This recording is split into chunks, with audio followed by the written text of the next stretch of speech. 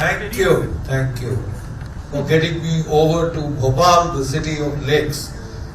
I was very impressed to see Indian democracy in action. कि किस तरह हम अपने जो है जिनके लिए हम वोट देते हैं, जो इंचार्ज है हमारे, we can question them. Impressive. Keep it up, citizens of Bhopal. You will keep your sansad and everybody on their toes to deliver a very good performance. So with this I'd like to commence to the subject of the day, which is very interesting, very topical, very current. When Ashish asked me I asked him what is the theme of your this annual general meeting, and he said lean, mean and hungry. You see, in the army we call it lean, mean and keen, right? So lean organizations, they deliver better. आप देखें जो भी हमारे para commandos के लड़के होते हैं, special forces के लड़के होते हैं, इतना रगड़ा पट्टी लगती है, they are this thing, but they are killers. They deliver.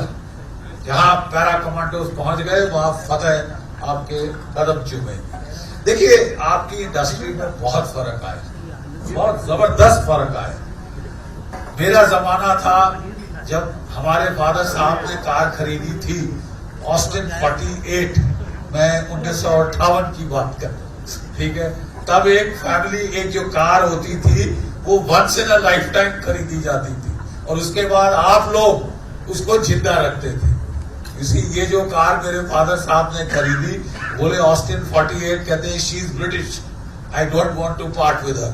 और उन्होंने उसको बिल्कुल चलाया समवेयर इन दी 1990s और ऑलमोस्ट 2000 तक वो कार चलती रही.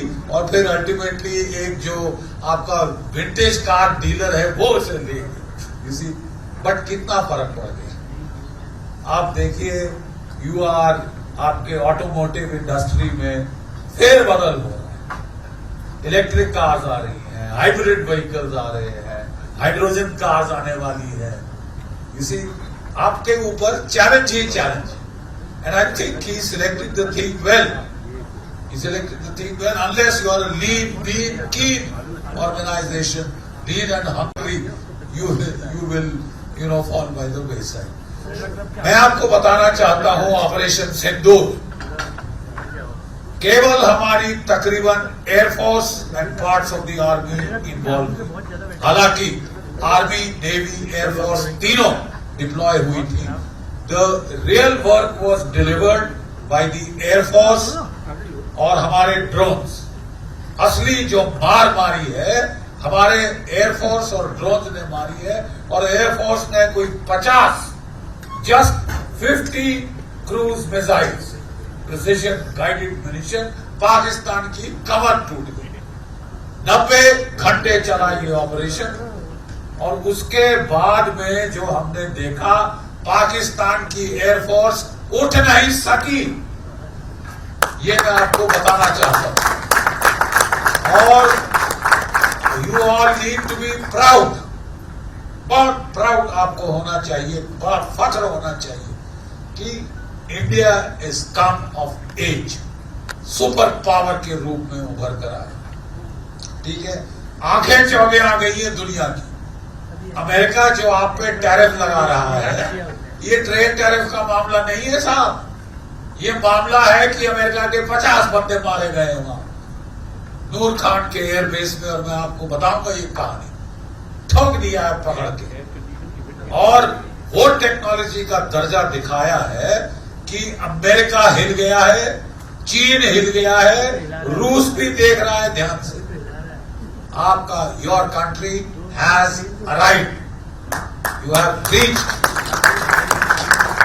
फख्र की बात, आज मैं आपको ऑपरेशन सिंदूर की कहानी बताऊं. The untold story of operation Sindoor. वो 90 घंटे जिन्होंने दक्षिण एशिया को हिलाकर रख दिया, दुनिया भर को चौंधिया कर रख दिया. मेरे लिए मेरे लिए ये मेरी किताब है लेटेस्ट जो इसके ऊपर आई है, जिनको शौक है वो जरूर पढ़ सकते हैं, खासकर मिलिट्री हिस्ट्री में जिनको शौक है। और देखिए technology, you have to keep pace with technology, yours is a technology intensive industry, no two doubts about it, right.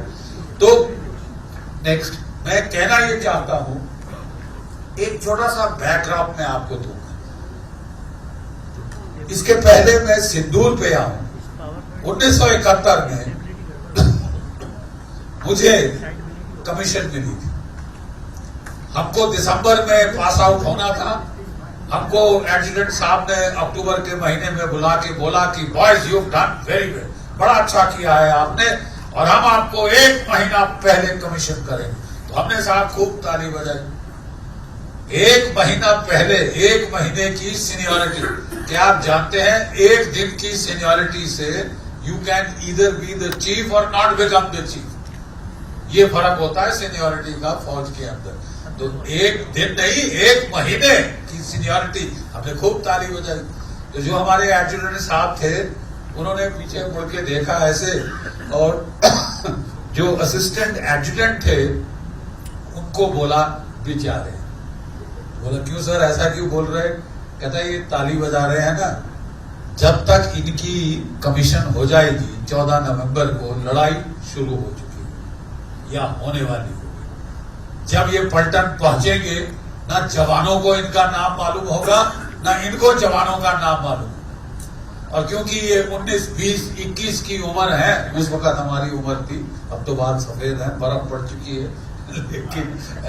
लेकिन उस वक्त बिल्कुल काली मूछें और काले बाल थे, और 19 और 20 और 21 की उम्र थी। कहता है क्योंकि यंग ब्लड है, चार्ज करते हुए सबसे आगे जाएंगे और मैक्सिमम इनमें से मारे जाएंगे।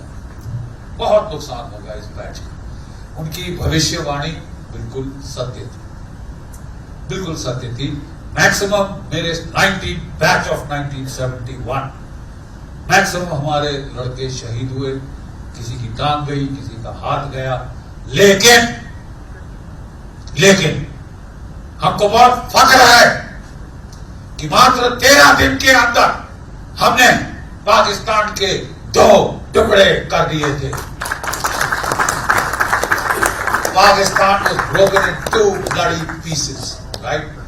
13 दिन में हमने एक बाहुबल के जोर पे एक नए देश का निर्माण किया, बांग्लादेश।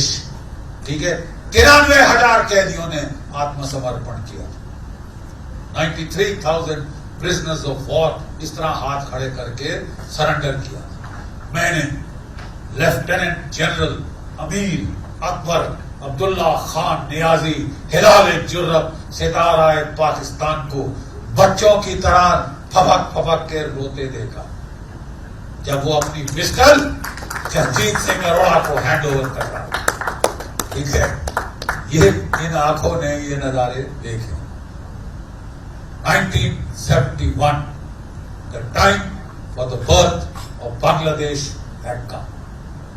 और विक्टर ह्यूगो कहते हैं, no army can withstand the strength of an idea whose time has come.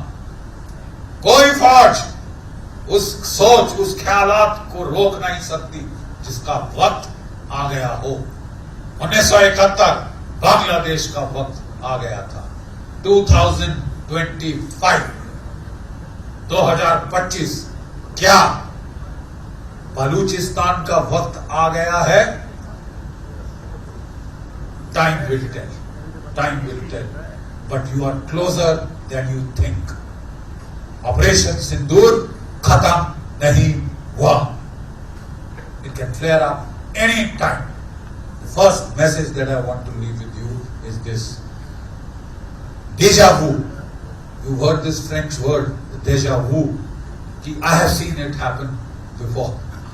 ये हम मेरे जैसे बुढ़े जो लड़ चुके हैं 1971 का युद्ध, it is a repeat. It is a repeat that we are watching a replay. There is that sense of déjà vu. Next. This man, जो आपकी स्क्रीन पे है, मुल्ला आसिम मुनीर, ठीक है, अभी फील्ड मार्शल बना लिया है इसने अपने आप को। मेरी नजरों में, हम भारत के फौजियों की नजरों में, he is a failed marshal, not a field marshal. Let this be very clear, he is a bloody failed marshal. इसने पाकिस्तान के जो हुक्मरान हैं, नाम के जो हुक्मरान हैं, असली हुक्मरान ये है, इसने उनकी दुम मरोड़ी और उनको बोला मेरे को फील्ड मार्शल बनवाओगे, मेरे को हिलाले जुर्रत का अवार्ड दोगे। मैं जरा आपको हिलाले जुर्रत समझा दूं। हिलाले जुर्रत हमारे महावीर चक्र के बराबर है। हमारी फौज में महावीर चक्र किसको दिया जाता है? Lieutenant captain major colonel maximum. क्योंकि जो लड़ता है on the ground, contact edge पे, मार काट, बेनट, बूट, बट जहां चलते हैं, the real bloody fighting, forward edge of the battle area, वहां पे मिलता है महावीर चक्र। और जो महावीर चक्र, देखिए परमवीर चक्र इज द हाईएस्ट, ज्यादातर वो मरणोपरांत, ज्यादातर it is after you lay down your life, ठीक है। बट महावीर चक्र काफी सारे बच भी जाते हैं, ठीक है, घायल होते हैं, चोट खाते हैं, मर भी जाते हैं। But any time we in the army see a Mahavir Chakra, I will salute him even if he is miles junior. He is a brave boy. He's got what it takes, you know. He's got a go, the fire in the bloody belly. You give it, I have not heard of it being given to a chief of the army staff. For what? For hiding in the Mariam bunker in Rawalpindi. From 22nd April onward till the last day, उसके बाद चचूंदर जैसे वो निकलता है ना धूप के अंदर, जब चली जाती है बिल्ली है, तो उस तरह ये निकल के बेशरम वाहियात आदमी, he is responsible for object. ये है क्यों? इसको प्रमोशन चाहिए, इसको एक्सटेंशन चाहिए थी। इसने 2 साल की एक्सटेंशन मांगी थी जो अभी तक साइन नहीं हुई, ठीक है। फिर वो कह रहा है नहीं साहब 5 साल की चाहिए। और जब भी कोई आर्मी चीफ बनता है पाकिस्तान में, वो कहता है I am God's gift to mankind, मैं तो रिटायर हो ही नहीं सकता। जियाउल हक साहब ने 11 साल राजपाट किया था, परवेज मुशर्रफ ने 10 साल राज किया, तो मेरे को भी उतना टाइम चाहिए। I am the saviour of Pakistan. ये आर्मी चीफ के बदले अब ट्रेडर इन चीफ बन गया है। ये मुल्ला मुनीर ट्रेडर इन चीफ। क्या ट्रेडर इन चीफ, क्या ट्रेड कर रहा है? डोनाल्ड ट्रंप को उसको लगा कि डोनाल्ड ट्रंप ट्रेडर है, वो प्रेसिडेंट बन गया, तो मैं भी प्रेसिडेंट क्यों नहीं बन सकता, मैं भी ट्रेडर क्यों नहीं बन सकता। तब से साहब ये लग गया है पाकिस्तान में कैंपेन करने के लिए फॉर बिकमिंग प्रेसिडेंट। ये ऑपरेशन इसने शुरू करवाया कि युद्ध होगा तो मेरे को एक्सटेंशन मिलेगी।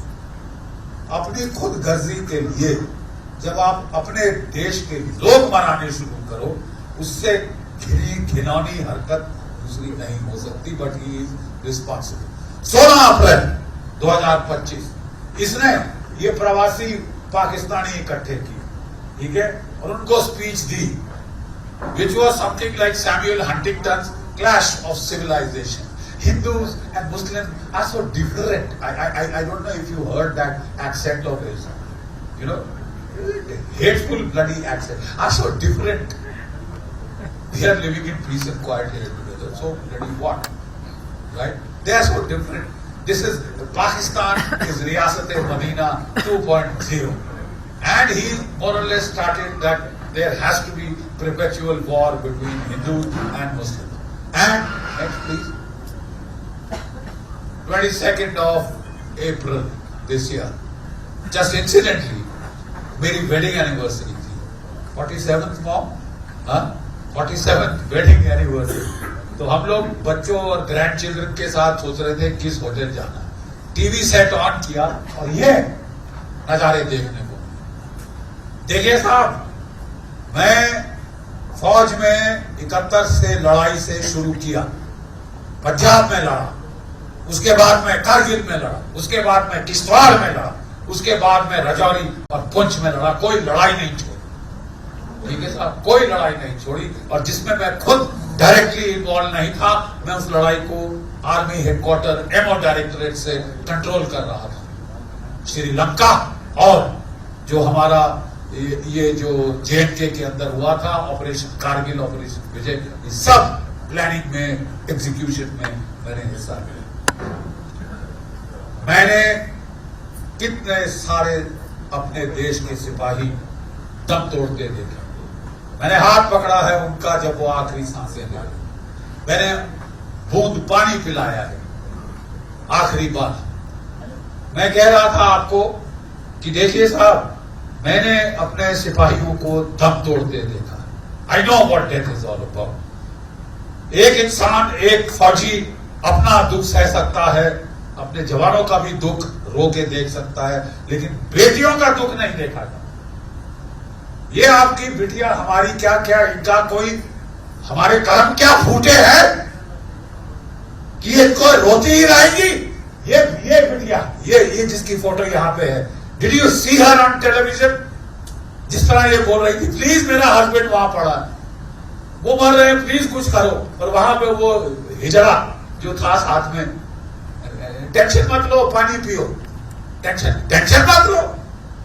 अबे तेरी मां मर रही होती, तेरा कोई मरा, तू बोलता टेंशन मत लो, तू बोलता पानी पियो।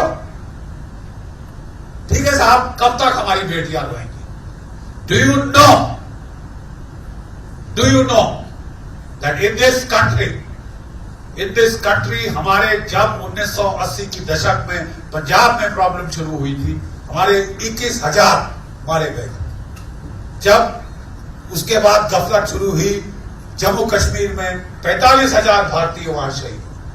और जब सन 2000 के बाद इंडियन मुजाहिदीन ने हमारे अलग अलग शहरों में बॉम्ब फोड़ने शुरू किए, चाहे दिल्ली, चाहे कलकत्ता, चाहे मुंबई, चाहे अहमदाबाद, चाहे बेंगलुरु, कौन सा शहर छूटा था? 15,000 आपके भारतीय उसमें मारे गए। जरा जोड़ लीजिए, my maths is not as good. 81,000 भारतीय शहीद हो चुके हैं। Why? Because of Pakistan, because of Pakistan terrorism. And how long are we suppose to lump it? मुझे बताइए, how long are we suppose to lump it? जब 26/11 हुआ, 175 मारे गए वहां पे, बेगुनाह, बेकसूर, औरतें, बूढ़े, बच्चे। और मैं आपको बताना चाहता हूं, कुरान शरीफ में साफ लिखा है, एक जिहाद में भी औरतों की जान, बच्चों की जान, बूढ़ों की जान बख्श दी जाए। ये मारा किसको? औरतें, बच्चों, बूढ़ों को। और यहां मजहब पूछ के मारा। क्यों मजहब पूछ के मारा? इनकी उम्मीद थी कि भारत में रॉयट शुरू हो जाएगी, कत्लो गारत शुरू हो जाएगा। ठीक है, रॉयटिंग होगी, गुजरात रिपीट होगा, ये होगा, वो होगा। कख नहीं हुआ। द बेस्ट थिंग वाज, जो कश्मीर के हमारे मुस्लिम भाई थे, ठीक है, उन्होंने हड़ताल करी पाकिस्तान के टेररिस्ट के खिलाफ कि ये हमारे पेट पे लात मार रहे हैं, टूरिस्टों को मारकर, टूरिस्टों को मारकर हमारे पेट पे लात लग रही। हमारे जो मुसलमान भाई थे, look at the way they came forward. Owaisi साहब गए विदेशों में हमारे देश के जो है व्यू पॉइंट को रखने के लिए दुनिया के सामने। ठीक है, ये है वो पहलगाम का वो इंसिडेंट जिसने ये ट्रिगर किया। Next please. ये जो बंदा था, ये आसिफ मुनीर, ये गया हुआ था कजाकिस्तान। इसका स्टाफ बड़ा चतुर है।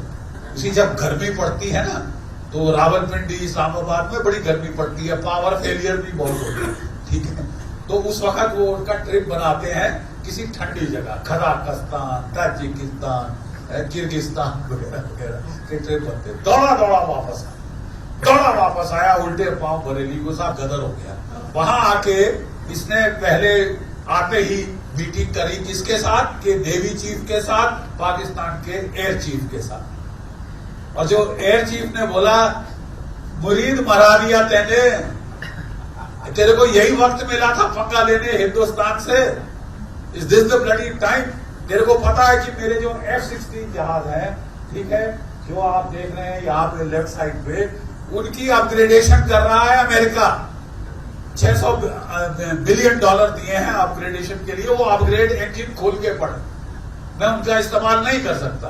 ये जो मेरे JF-17 चीनी जहाज हैं, इनके रडार काम नहीं करते, ठीक है साहब। और इनमें से केवल जो 150 के करीब हैं, केवल कोई 40 हैं जो कि beyond visual range missile fire कर सकते हैं। बोले कोई और कोई टाइम जो तेरे को चूज करना था साहब, तूने तो मरवा दिया मेरे को। तो ये बेचारा, फिर वो नेवी चीफ की बारी आई। Next please. और उसने बोला, आसिम मुनीर ने उसको बोला, अरे भाई तो तेरे पास J-10 फाइटर तो है चाइनीज, J-17 है, बियॉन्ड विजुअल रेंज मिसाइल है, तू लड़ क्यों नहीं सकता? बोले लड़ तो सकता हूं, थोड़ा टाइम तो दिया होता, तैयारी का तो दिया होता। तूने ये जो पहलगाम किया तूने किसी को नहीं बताया, ना नेवी को बताया, ना एयरफोर्स को बताया, ना बाकी कोर कमांडरों को बताया। You have surprised us all. Next please. ये है वो मिसाइल, इसके बारे में मैं थोड़ा बाद में बात करूंगा। Next please. इसको बोलते हैं P-50, नाम याद रखिएगा। वो नेवी चीफ की तरफ मुड़ा, बोले तू तैयार है भाई लड़ने के लिए? कहता मुरीद मरवा दिया कहने। मेरे पास 8 सबमरीन है साहब, ठीक है, अगस्ता क्लास और डैफ्ने क्लास। उनमें से आज के दिन मेरी केवल 2 सबमरीन काम करने लायक हैं, बाकी सब रिफिट और उनका ओवरहॉल हो रहा है। 8 में से 2, ठीक है। और कहते हैं हिंदुस्तान की नेवी की ताकत मेरे से कोई 30 गुना ज्यादा है, वो ठोक देंगे मेरे को। तेरे को और कोई वक्त नहीं मिला था, तो ठंडे पसीने आ गए इसके। नेक्स्ट प्लीज, ठीक है। वो टर्न किया अपने चीफ ऑफ डिफेंस स्टाफ, जो कि ये प्लानिंग करता है सारी लॉजिस्टिक्स, वेरी इंपॉर्टेंट लॉजिस्टिक्स। बोले साहब लॉजिस्टिक की लिहाज से हम कितने तैयार हैं लड़ाई के लिए? तो बोला जनाब वॉर वेस्टेज रेट एमिनेशन, देखिए एमिनेशन क्यों ना हम स्टोर करते हैं वॉर वेस्टेज रेट, ठीक है, वॉर वेस्टेज रेट के अंदर। और कहता है कि 7 से 10 दिन का हमारे पास था, अमेरिका ने हम पे दबाव डाला, जो तोपखाने का एमिनेशन था हमको यूक्रेन को बेचना पड़ा। $360 मिलियन का एमिनेशन यूक्रेन को बेच दिया अमेरिका को खुश करने के लिए। अब खुश तो हो जाओ, लड़ेगा कौन, ठीक है। फिर बोला साहब एविएशन टर्बाइन फ्यूल जो जेट जहाजों को चाहिए, वो बोले केवल 5 दिन का, ठीक है। और जब हमारी रिफाइनरीज हैं, ये कैपेसिटी नहीं है उनकी कि इतना वो सर्च कर सके। और अगर हिंदुस्तान की नेवी ने ब्लॉकेड कर दिया, ठीक है। और जो फॉरेक्स रिजर्व्स हैं हमारे पास $10 अरब का है, जो कि 1 महीने का इंपोर्ट कर सकता है। प्लीज अंडरस्टैंड, ये सब कोई, इसको बोलते हैं लड़ने का स्टेमिना कितना। ठंडे पसीने उसने ऐसे पहुंच लिए अपने आसिम मुनीर ने। Next please. तब तक हमारे प्रधानमंत्री जो सऊदी अरेबिया में थे वो एकदम वापस आए। रात को एयरपोर्ट पे उनको ब्रीफ किया गया और अगले दिन उन्होंने फैसला किया कि ये जो इस बार रिस्पांस होगा पूरी ताकत से होगा। Whole of the government approach, please understand this. Whole of the government approach doesn't mean कि भाई स्पेशल फोर्सेस लड़ेंगे या एयरफोर्स लड़ेगी सिर्फ, बाकी सब तमाशा देखेंगे। No, whole of the government में जितनी ताकत हमारे पास है हम झोंक देंगे। We will put whatever it takes to make Pakistan cry uncle, ठीक है। तो उसमें था डिप्लोमेटिक प्रेशर, आप सब जानते हैं क्या क्या हुआ। Economic war, Indus water treaty held in abeyance, water and blood cannot flow together, water and blood cannot flow together, right. And वो बोला साहब ये भी काफी नहीं होगा, इस बारी काइनेटिक मिलिट्री प्रेशर डालना होगा। Next please. ये है भारत की air force, just have an idea. हमारे जो असली कारगर जहाज हैं Su-30 जिन्होंने ब्रह्मोस फायर की, वो है रफाल जिसने जो स्पाइस क्रूज मिसाइल्स हैं वो फायर की हैं। 400 किलोमीटर तक जाता है, 400 किलो का वॉरहेड है और वो आपकी सीमेंट कंक्रीट भी हो उसको भी पेनिट्रेट कर सकता है। मैं बताऊंगा कैसे पेनिट्रेट किया है। MiG-29 है, तेजस है, जैगवार है, मिराज 2000 है। नेक्स्ट। अब साहब हमने जो है प्लान, हमारा पहला प्लान था कि हम जो पाकिस्तान का टेरर इंफ्रास्ट्रक्चर हिट करेंगे, और हमने 9 उनके कैंप और टारगेट आइडेंटिफाई किए। देखिए, हमने सन 2016 में, आपको याद होगा, जब उड़ी का कांड हुआ था, सर्जिकल स्ट्राइक करी थी। हमारी पैरा कमांडो बटालियन गई पाकिस्तान के अंदर, ठीक है, 3 से 4 किलोमीटर अंदर जाके 40 टेररिस्ट मार के आ गए। प्रॉब्लम ये थी कि हमने घने जंगलों में कैंपों को अटैक किया, ना आबादी पास थी और ना आबादी पास थी, ना कोई मीडिया पास था। जंगल में मोर नाचा, किसी ने ना देखा। पाकिस्तान को मौका मिल गया, कुछ नहीं हुआ। क्या हुआ? कोई आपने कौवे मारे, चिड़िया मारी। 2019 में हमने, हमारे जो मिराज जेट बॉम्बर थे, उन्होंने 80 किलोमीटर पाकिस्तान के अंदर जाके बालाकोट के ट्रेनिंग कैंप को उड़ा दिया। 200 टेररिस्ट मार डाले जो ट्रेनिंग कर रहे हैं। प्रॉब्लम तो अकेले दूर दराज के जंगल के इलाके में था, ना कोई मीडिया, ना कोई आबादी देखने वाला, वही जंगल में मोर नाचा। यहां इन्होंने डिनाई किया, और हमारे यहां कुछ बड़े ऊंचे दर्जे के लोग हैं, बोले पाकिस्तान ठीक कह रहा है, आप झूठ बोल रहे, हमारे आर्म्ड फोर्सेस झूठ बोल रहे हो। अबे तो तुम हमारे बॉम्ब पे बैठ जाओ ना यार, देख लेना कि कहां फटा नहीं फटा, तो बैठ जाओ। हमारे पास 1-2 लड़े दुश्मन से, फिर आके तुमको सफाई देते फिर अगले दर्द जी मार दिया। जाओ जहन्नुम में, go take a walk. It is the job of the opposition to oppose, but in a mature democracy, एक परिपक्व प्रजातंत्र में जब देश किसी दूसरे देश से लड़ रहा होता है, तो हम अपने डिफरेंसेस भूल के इकट्ठे होके लड़ते तो है। I mean, do that at least, यार। And if you can't fight, shut up. Keep quiet. मतलब don't distract your people who are fighting. That is the least they can do, and that's the least. I mean, I feel ashamed. Now, just go back one. देखिए, हमने 9 terrorist camp चुने। 5 Pakistan occupied Kashmir में, वो आपका Muzaffarabad, Bagh, Kotli, Bhimber, Chakamru, Gulpur, right, और 4 in the heartland of Pakistan, Punjab. Bahawalpur 110 kilometre अंदर है पाकिस्तान, बड़ा शहर है। शहर के ठीक बीच था मरकज़े सुभान अल्लाह। उसामा बिन लादेन ने $10 बिलियन दिए थे ये आलीशान पैलेशियल बिल्डिंग्स बनाने के।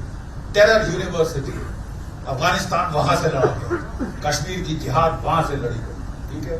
और फिर मुरीद के लाहौर में है लश्कर, वहां पे मरकज़े तैयबा, जो कि हेडक्वार्टर था लश्कर तैयबा का, जहां पे 26/11 की प्लानिंग हुई थी। डेविड कोलमैन हेडली और वो अजमल अमीर खां साहब वहां पे ट्रेन हुए, ठीक है। हमने बहुत सारे पुराने हिसाब भी चुकता कर दिए, केवल पहलगाम का नहीं किया है, ठीक है ना। और हमने इनके ऊपर ठोका, जो वार मारा। आप जरा रिजल्ट देख लीजिए, नेक्स्ट प्लीज। वो कहते हैं don't tell us, show us. The American say don't tell us, बताओ मत, दिखाओ। तो देख लीजिए साहब, ये है मरकज़े सुभान अल्लाह जैश मोहम्मद हेडक्वार्टर, टॉप में आप देख रहे हैं हमले के पहले।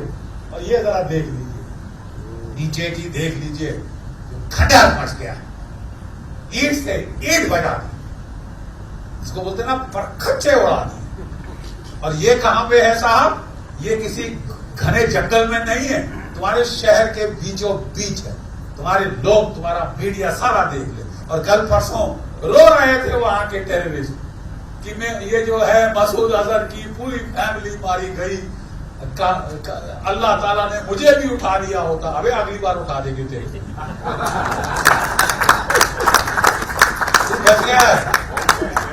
तू बच गया बिकॉज अभी तेरी जिंदगी थी उसी कमरे में था जहां पे वो बॉम्ब फटा अपनी फैमिली के साथ।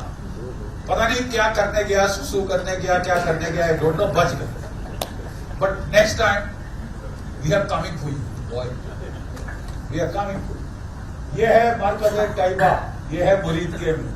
वो जो पहले आप पैलेशियल बिल्डिंग देख रहे हैं, नीचे उसकी हालात देख रहे हैं। दिस जाके पाकिस्तान कहता था ना आपने कौवे और कबूतर मारे हैं, जाके कबूतर कौवे गिन लो। Go and bloody count your crows and your pigeons and your chicks and hens. मार गए हैं 140 मारे, 6 हाई टॉप लेवल टेररिस्ट, जिसको बोलते हैं हाई वैल्यू टारगेट्स, खत्म खलास। मसूद अजहर का बड़ा भाई और छोटा भाई उस्ताद जी और दूसरा, जो कि बड़ी तरह से लिप्त हैं in terrorist activities, planning, training etcetera, वो सब खलास हो गए। They have been slaughtered. और ये हमने रात को जानबूझकर 1 बजे और 2 बजे के बीच में हिट किया, ताकि कोई सिविलियन आबादी ना हो, कोई औरतें बच्चे ना हो, जहां तक हो सकता है। लेकिन अगर आप औरतें बच्चों को ढाल बनाओगे, that you are responsible for their things, not we. तो ढाल बनाओगे, छुपोगे औरतों की स्कर्ट्स के पीछे, then I am sorry, we can't help you. Such coward. Next, ये है एयर वाइस मार्शल औरंगजेब, ये पाकिस्तान के deputy chief of air staff है। और जैसे ही 7 तारीख को हमारा हमला हुआ, इसने अगले दिन साहब बैठ के बड़ी तगड़ी स्लिक पावर पॉइंट ब्रीफिंग की। ये लड़ाई पावर पॉइंट पे तो जीत गया, लेकिन ग्राउंड में पिट गया। इसने कहानी बनाई, oh we had a great air battle, हम एम्बुश लगा के बैठे थे, हमारे जो PL-15 मिसाइल जो मैंने दिखाया था, हमारा ख्याल था कि एक्सपोर्ट PL-15E एक्सपोर्ट वर्जन, लेकिन इनके पास चीन ने लास्ट 2 दिनों में 7 तारीख के पहले ये PL-15 जो लॉन्ग रेंज है वो वर्जन दे दी। तो हमारे कई जहाज जरूरत से ज्यादा पास गए, वो स्टैंड ऑफ अटैक करना था, इसकी रेंज से बाहर रहे, ठीक है। वो कुछ धोखा खाए तो 2 जहाज हमारे गए, 6 जहाज ठोक दिए हैं। शो अस द प्रूफ, दिखाओ। You have nothing to show, बकवास। देखिए साहब, ये वो देश है जब हम 71 की लड़ाई लड़ रहे थे, जब इनके देश के 2 टुकड़े हो गए थे, जब इनके 93,000 कैदियों ने आत्मसमर्पण किया था, तो ये कह रहे थे कि साहब हम जीत गए, हम जीत गए हैं। ऐसी जीते आपको बार बार मिले, और मिलेगी आपको, और you will get what you deserve, get what you ask for. अगले दिन साहब 7 तारीख की रात को और 8 तारीख को पाकिस्तान ने ड्रोन से हमला किया। ये देखिए, ये है ड्रोन, बरक्यार, बैरक्टार, ये है Turkish drone, tiger Shiva Turkish drone, Wing Loong Chinese drone. 400 drone से हमला किया पहली रात, दूसरी रात फिर 400 ड्रोन से हमला किया, और तीसरी रात फिर कोई 1200 ड्रोन इसने चला के भेजे हमारी एयरफील्ड्स की तरफ। Do you know 90% was shot down. 90% was shot down. Israel का आयरन डोम सिस्टम जो है वो इतनी महारत हासिल करके दिखाई। We are as good, if not better, than the Israeli iron dome. You understand? Next. And what did we use? You see, problem क्या है ड्रोन वॉरफेयर? एक ड्रोन कॉस्ट यू $200, $2,000। उसको मारने के लिए लोग मिसाइल करते हैं फायर $5 मिलियन। अगर आप $5 मिलियन के मिसाइल फायर करते हो, आप तो ऐसे ही पिट गए, ऐसे ही इकोनॉमी तो आपकी गई ना साहब, जब तक आप $5 मिलियन फायर करते जाओगे $200 का ड्रोन गिराने के लिए, ठीक है, या $2,000 का ड्रोन गिराने के लिए। लेकिन भारतवर्ष ने क्या किया? Most air forces, most आर्मीज have taken out guns. हमने जो हमारी पुरानी गन्स थी, Zu-23, L-70, इगला, शिल्का, इनको मॉडिफाई किया, रडार से लिंक किया, और हमारा आकाश तीर सिस्टम है, इंटीग्रेटेड एयर डिफेंस, 90% ड्रोन मार गिरा पूरे पंजाब में, ऊपर से लेके नीचे तक इनके पर खच्चे पड़े हुए, एक के बाद बच्चे खेल रहे थे हमारे, उनको बोलना पड़ा कि बेटा कहीं फट भी सकता है, मत खेलो, हमारे बच्चे खेल रहे थे। ये हाल किया, and this is because of our ये भारत का जुगाड़ बहुत काम करता है। Is a wonderful thing. Next please. 9 तारीख को हमने पलटवार किया। हमने बोला था पाकिस्तान को, देखो भाई, हमने तुम्हारे जवाब में केवल टेररिस्ट टारगेट्स हिट करी है, ना तुम्हारी फौज को मारा है, ना इसको मारा है। ऑफ रैंप दे रहे हैं, अकल आ गई है तो अभी भी चुप हो जाओ, तुम डालो टांगों के बीच में और शांत बैठो, नहीं तो और बढ़ेगी। लेकिन अगर बढ़ाना चाहते हो तो फिर तुम देखना आगे आगे होता है क्या। हमने जो है देखिए, जब भी किसी टारगेट पे एयरफोर्स अटैक करती है, it does what is called SEAD, SEAD। What does that mean? Suppression of enemy air defences.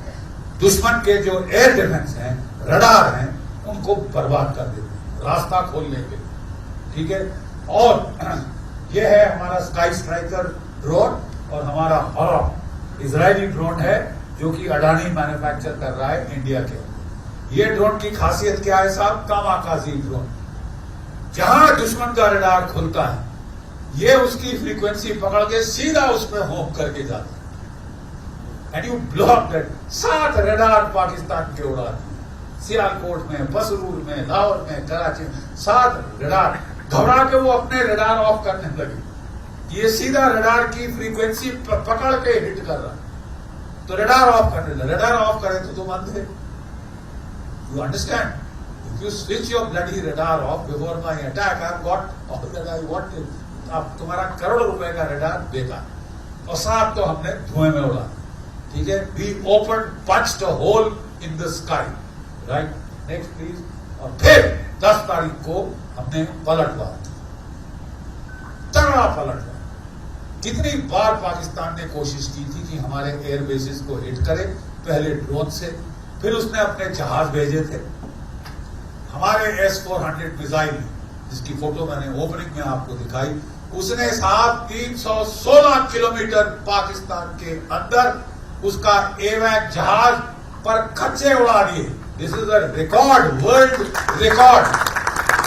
रूस जिसने ये बनाया है S-400, उसने मैक्सिमम 200 किलोमीटर पे ठोका है दुश्मन का जहाज यूक्रेन का। हमने 316 किलोमीटर पाकिस्तान के अंदर जाके घर में घुस के मारे। उसका वो उड़ा था पीछे अफगानिस्तान की तरफ, तो कहां से मिसाइल आया समझ नहीं आई। उसके बाद उनकी हिम्मत नहीं हुई कि वो इतने भी पास आए कि वो हमारे बेसिस पे स्टैंड ऑफ अटैक कर सके, यानी अपने इलाके में रह के फायर कर। ये पूरी लड़ाई बियॉन्ड विजुअल रेंज हुई है, मतलब एक दूसरे को देखा नहीं और रडार से पिकअप करके ठोका है। Technology, this is the way it is going. तो ये सामने की एक मिनट, जस्ट हो गया। ये देखिए जो येलो है ना, these are the Pakistani air bases we have hit. 12 बड़े एयर बेस हैं, 11 ठोक दिए, 11 ठोक दिए साहब, ठीक है।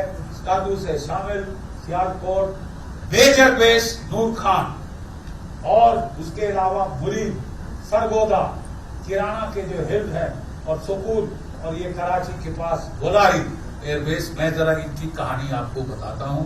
It is amazing story. Next please. ये है नूर खान का एयरबेस। ये रावलपिंडी और इस्लामाबाद के बीच में, ठीक बीच में, ठीक है। It is the most important airbase.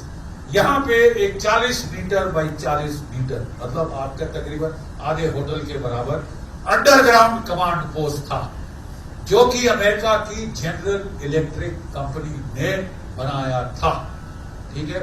$500 billion की लागत, ठीक है। वहां पे सुपर कंप्यूटर्स थे, वहां पे सैटेलाइट कम्युनिकेशंस थी, जो अमेरिका ने इस्तेमाल करी थी अफगानिस्तान की वॉर लड़ने के लिए, ठीक है। और अब भी हमको क्या मालूम था कि ये अमेरिकन अभी भी वहां छुपे बैठे। अबे पिट के तुम भागे थे अफगानिस्तान से कोई 7 साल पहले, अब क्या कर रहे थे? अब कौन सी अफगानिस्तान की लड़ाई हो रही है? What the hello were you doing? What the hello were you doing in a battle zone? और अगर आपको रो रहे हो आज कि हमारे मर गए, हमारा नुकसान कर दिया, why were you there sir? आप वहां कर क्या रहे थे? हिंदुस्तान पाकिस्तान की लड़ाई चल रही है, वो हमारे 15 बेसिस पे उसने कोशिश की हमले की, नहीं कर सका, वो दूसरी बात। लेकिन हमको पूरा हक है, अख्तियार है वापस पलटवार करने का। हमने पलटवार किया और अमेरिकन ठुक गए। ये सारी कहानी है साहब, ये टैरिफ, ये ट्रेड, सब कहानी है, बकवास है। 50% टैरिफ इसलिए लगाया है कि इनका नूर खान का एयरबेस ठुक गया, मर गए जो भी थे अंदर, अमेरिकन, पाकिस्तानी, कंप्यूटर सब है। देखिए साहब, ये है, देखिए ये है लेफ्ट पे what it was before the attack, और वो जो राउंड सर्कल मारा है ना, ये उसका हाथ after it was hit. 5 metre की चादर थी साहब इसके ऊपर, 5 मीटर की चादर, राइट। सीमेंट, कंक्रीट, स्टील, मतलब न्यूक्लियर बॉम्ब भी फटता तो कुछ नहीं करता, न्यूक्लियर बॉम्ब भी फटता तो कुछ नहीं करता, राइट। हमने कैसे ठोका इसको आप जानते हैं। हमारे नैविक सैटेलाइट, भारतीय सैटेलाइट, उसने सैटेलाइट पिक्चर में पिक किया कि साहब इसमें एक एयर कंडीशनिंग का वेंट है, एक पाइप है, कितनी 45 सेंटीमीटर बाई 45 सेंटीमीटर, मतलब इतनी। और हमने ब्रह्मोस क्रूज मिसाइल फायर किया Su-30 से, जो जाके 400 किलोमीटर से 45 सेंटीमीटर बाई 45 सेंटीमीटर की टारगेट को हिट करके अंदर जाके फटा। दिस इज इजराइल नहीं कर सका है इतनी एक्यूरेसी, अमेरिका नहीं कर सका अपने जो उसने हिट किए हैं अभी ईरान के अंदर, ये आपके देश ने करके दिखाया है। आपके साइंसदानों, आपके साइंटिस्ट ने ये आपको कैपेबिलिटी दी है। आत्मनिर्भर भारत, तभी दुनिया चौंक गई है कि हो क्या रहा, what the hell is going on. You see, next please. ये है मुरीद एयरबेस। मुरीद एयरबेस में साहब ये एक ड्रोन कमांड पोस्ट था, ठीक है। पहले तो हमने ड्रोन्स को ठोका अपनी गन से, अपने मिसाइल से, ठीक है।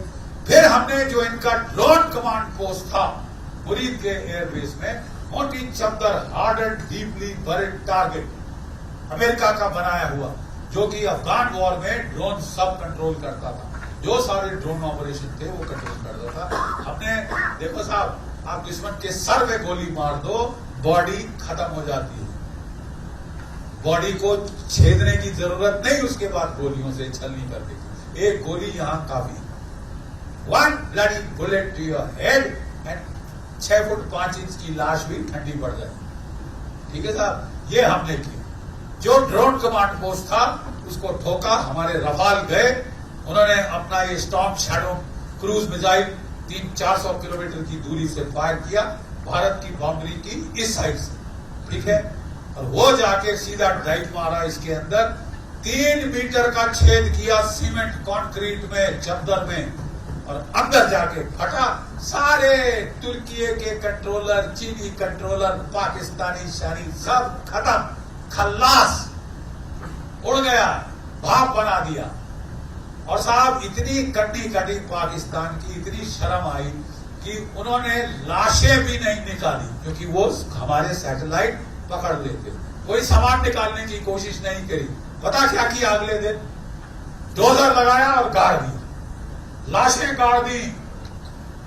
देखिए साहब, कोई भी देश जब लड़ता है, कोई शहीद होता है उसके लिए, तो उसकी लाश को इज्जत दी जाती। हम लोग घर भेजते हैं, वो डाल के कॉफिन में घर भेजते हैं, ताकि घर वाले अंत्येष्टि क्रिया करें, लोग आए देखें, सैल्यूट करें। यहां साहब डोजर चला के गाड़ दिया, नूर खान मुरीद गाड़ दिया। और इनके ड्रोन जब कमांड एंड कंट्रोल गया, जब दिमाग गया, तो ड्रोन हवा से गिरने लगे, सब ड्रोन अटैक्स बंद कर दिए, ठीक है साहब। और नेक्स्ट प्लीज। यह है सरगोदा का एयरबेस।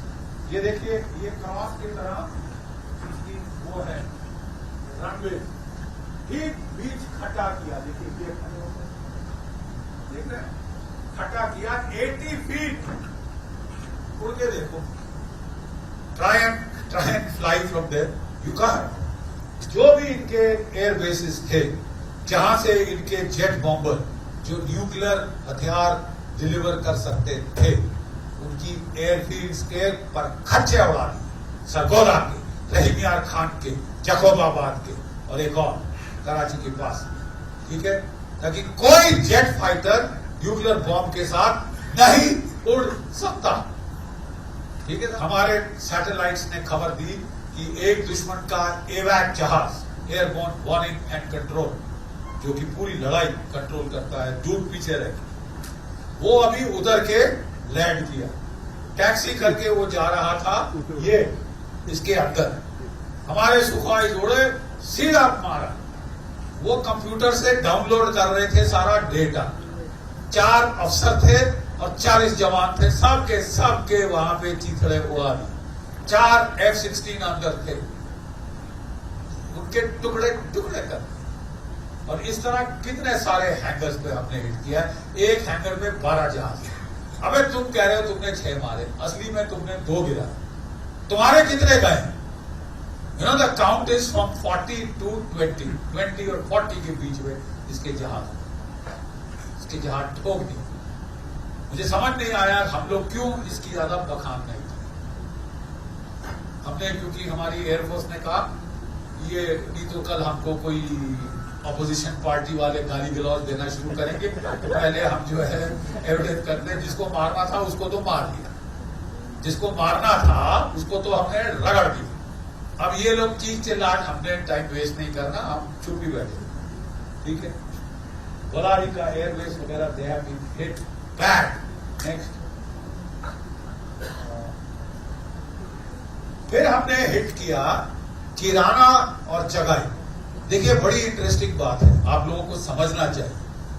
पाकिस्तान के जो न्यूक्लियर हथियार हैं उनके वॉरहेड अलग रखे जाते हैं और डिलीवरी मीन्स 2 है केवल। एक है रॉकेट्स और मिसाइल और दूसरा है फाइटर बॉम्बर्स। फाइटर बॉम्बर्स की हमने तो ऐसी तैसी कर दी, जो भी सारे वहां पे थे इनके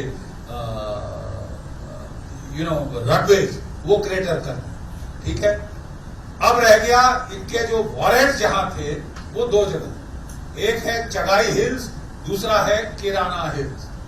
ठीक है, आपको याद होगा जब तीनों डीजीएमओ ने ब्रीफिंग दी थी तो हमारे एयर मार्शल तिवारी साहब भी ब्रीफिंग कर रहे थे।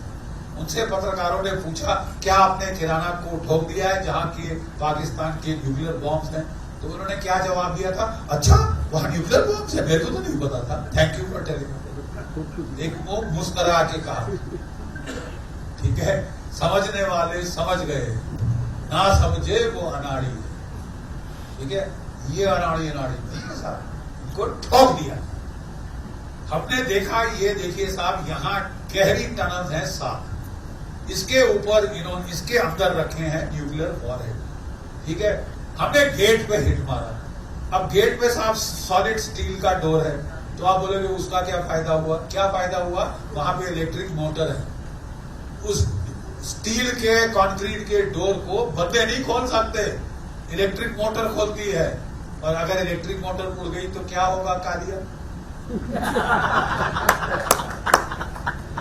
क्या होगा? तुम नहीं खोल सकते, गए बंद तुम्हारे। अब जब अगली लड़ाई आएगी तब देखना, अगर तब तक खुल जाए तुमसे वो तो खोलोगे तो हम फिर फोड़ देंगे, खोलोगे तो फिर फोड़ देंगे। और इस बारी तो हम साहब जिस तरह 45 सेंटीमीटर बाई 45 सेंटीमीटर हमने ब्रह्मोस अंदर मारा, हम अंदर मारा। और अगले दिन हाहाकार मच गया पाकिस्तान में, अमेरिका में कि साहब कहीं न्यूक्लियर कंटेमिनेशन तो नहीं होगी, रेडियो एक्टिविटी तो नहीं होगी। जहाज भेजा रेडियो एक्टिविटी मॉनिटर करने अमेरिका, और फिर इजिप्ट से जहाज आया बोरॉन आइसोटोप लेके, ताकि जहां पे रिएक्टर मेल्ट डाउन होता है यू पुट बोरॉन, वो बोरॉन गिरा रहा था। ये हालत हो गई थी इनकी। देखिए साहब, मैं कहने की क्या कोशिश कर रहा हूं, इस लड़ाई ने क्या खास बताया है हमको कि पाकिस्तान अभी तक गीदड़ भपकी देता था कि तुम कुछ करो, मैं न्यूक्लियर बॉम्ब चला, मैं आपको तंग करता रहूंगा टेररिज्म प्रॉक्सी वॉर लेकर। तुम हिम्मत ना करना हिमाकत की तुम इसको कन्वेंशनल वॉर करो। ठीक है, क्योंकि मेरे पास न्यूक्लियर हथियार। ऑपरेशन सिंदूर में हमने दिखा दिया है कि तेरा न्यूक्लियर हथियार गीदड़ भपकी है, तो नहीं, तेरे को इस्तेमाल नहीं करने दे। चल, तो कैसे इस्तेमाल कर? We know where they are stored, we know कहां से टेक ऑफ होंगे फाइटर बॉम्बर्स, और हमको ये भी मालूम है कहां से फायर होंगे मिसाइल। ये देखिए, ये है किराना की तस्वीर जो कि पाकिस्तान के मीडिया में है। आपने देखा होगा मोटरसाइकिल में बैठ के बंदे जा रहे थे दो, और किराना में भम करके फटा और वो आग निकली, तो वो बोलता अभी किराना को ठोक दिया। मतलब कोई शक नहीं रह गया वो। और अब मैक्सआर सैटेलाइट फोटोग्राफ्स आ गए। कई चीज कबूल की जाती है, कई नहीं की, but we have that capability. Next please. घबरा के पाकिस्तान के पास क्या रह गया? मिसाइल। उसने फतेह 2 2 फायर किए और ये शाहीन 2 1 फायर किया। किस तरफ? दिल्ली की तरफ। तब फैसला, जब ये फायर किए थे रात के 11:30 बजे, तब फैसला लिया गया था कि इसके, बोले साहब ये जो मिसाइल आ रहा है इसमें वॉरहेड क्या कन्वेंशनल है या न्यूक्लियर है? क्या न्यूक्लियर वॉरहेड है? ठीक है। बोले कैसे पता चले? बोले साहब जब फटेगा तब पता चले। बोले साहब उसका इंतजार नहीं कर। हमने अपने जो एंटी बैलिस्टिक मिसाइल शील्ड है, जो एयर डिफेंस लेयर है, आयरन डोम भारत का, वो फायर किए। S-400 आकाश 3 के 3 मिसाइल फायर हुए डाउन। आप समझ रहे हैं मैं क्या कह रहा हूं? 3 के 3 मिसाइल सिरसा के ऊपर ठोक दिए गए। उनके परखच्चे कोई देखना चाहता है, अभी भी कुछ आपको पड़े मिल जाए। Not one of the missiles could get through. 100% interception rate. जबकि इजराइल ने 97 और 98% इंटरसेप्शन रेट हासिल किया है ईरानियन मिसाइल्स के खिलाफ। You understand what I am trying to say? Bharat में अब वो टेक्नोलॉजिकल कैपेबिलिटी है कि पाकिस्तान का न्यूक्लियर हमला भी रोक सकता है। इसका मतलब जब अगली बार हम लड़ना चाहें, we can fight to the finish, और तुम ठेंगा नहीं करना। ये लेसन पाकिस्तान के लिए आगे। Next please. ये उसके और कुछ मिसाइल हैं। नेक्स्ट ये हमारा नाविक, ये जो हमारे सैटेलाइट्स, जिन्होंने 45 सेंटीमीटर बाय 45 सेंटीमीटर का एयर वेंट पकड़ और गाइड कराया। ये जीपीएस जैसा है, ये हमारा जीपीएस। इसके फ्रीक्वेंसी केवल हमको मालूम, जीपीएस की फ्रीक्वेंसी दुनिया जानती, ठीक है। और लड़ाई के टाइम अमेरिकन स्पूफ करते, गलत कर देते हैं। ये तभी हमने अपना बना दिया, हमारे साइंटिस्ट की कैपेबिलिटी। Next please. और ये है S-400, रिकॉर्ड सेट किया है 316 किलोमीटर की दूरी पर पाकिस्तान के ऊपर उसका एवैक एयरक्राफ्ट ठोक दी। ठीक है साहब। नेक्स्ट। और ये है हमारी लेयर्ड एयर डिफेंस। 400 किलोमीटर तक फायर करता है S-400, 80 किलोमीटर तक फायर करता है इजरायली MR सैम बोलते हैं, मीडियम रेंज सैम बराक। ठीक है। ये आकाश मिसाइल जो भारत में बना, और ये आकाश मिसाइल अगर एक फायर करे हिट प्रोबेबिलिटी 90%, और अगर 4 फायर करे साल्वो 98%, कोई बच नहीं सकता। ठीक है। और ये है spider Israeli missile short range, multi layered है। एक से बच जाओ दूसरा पकड़ेगा, दूसरे से बचो तीसरा पकड़ेगा, तीसरे से पकड़ो चौथा चौकीदार। आप भेद नहीं सकते। और इसको इंप्रूव किया जा रहा है, सुदर्शन चक्र बनाया जा रहा है। Next please. ये हमारे जमीन के हथियार जो अपने लाइन ऑफ कंट्रोल पे फायर किए, एटैक गन, दुनिया की बेस्ट गन। ये स्मर्च रूसी रॉकेट लॉन्चर है मल्टी बैरल, ये पिनाका जो कि और देश खरीद रहे हैं हमसे, और ये बोफोर जानी पहचानी कारगिल के समान। Next please. और सबसे ज्यादा अगर देखा जाए ताकत में फर्क, इस बार इंडिया की नेवी को आगे बढ़ाया गया था, धमकाया था पाकिस्तान को, ठंडे पसीने आ गए। पाकिस्तान की पूरी नेवी की फ्लीट कराची के हार्बर में घुसी, फिर कहा साहब ये भी सेफ नहीं है, क्योंकि 71 में इन्होंने कराची को ठोक दिया, तो वो जाके ग्वादर के पोर्ट में जाके छुपे ईरान के पास, ट्रांसपॉन्डर ऑफ करके कि भाई मेरे को रहते। ये हाल था पाकिस्तान की नेवी। अगली बार नेवी को रोका नहीं था। Next please. और ये देखिए, ये नेवी ब्लॉकेड कर सकती है कराची, एक कतरा तेल का नहीं जाएगा, कोई ट्रेड सेड सब बंद।